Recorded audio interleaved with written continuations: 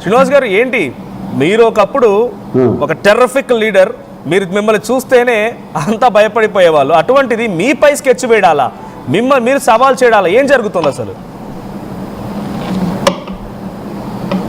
నేను టెరిఫిక్ లీడర్గా ప్రజల సమస్యల పట్ల స్పందించడంలో కానీ, తప్పు జరిగేటప్పుడు ఎంతటి నాయకుడినైనా ఎదిరించి ప్రశ్నించడంలో కానీ, ప్రజావసరాలకు సంబంధించినటువంటి మత్స్యకారులకు, రైతులకు ఇబ్బంది జరిగేటప్పుడు ఉద్యమాలు చేసి ఆ ప్రాంతాలని, చిత్తడి నేలను కాపాడుకోవటంలో కానీ, ఇలాంటి వాటిలో నేను టెరిఫిక్ లీడర్.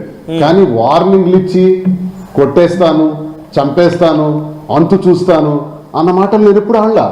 నేను ఇప్పుడు నా రాజకీయ జీవితంలో అలాంటి మాటలే నా నోటి వెంబడి రాలా.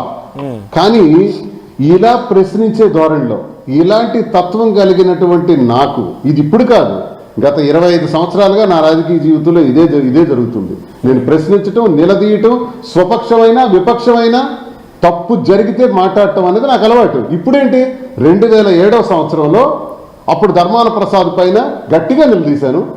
అప్పుడు ఒక కాపు కులానికి చెందినటువంటి ఒక సీనియర్ లీడర్ గొర్లె హరిబాబు నాయుడు గారికి అన్యాయం జరిగింది, ఆయనకి ఎమ్మెల్సీ ఇవ్వండి, రాజశేఖర రెడ్డి గారు ముఖ్యమంత్రిగా ఉండేటప్పుడు, నేను జిల్లా పరిషత్ వైస్ చైర్మన్ ఉండేటప్పుడు ఆయనకి ఇవ్వండి అని అడిగాను.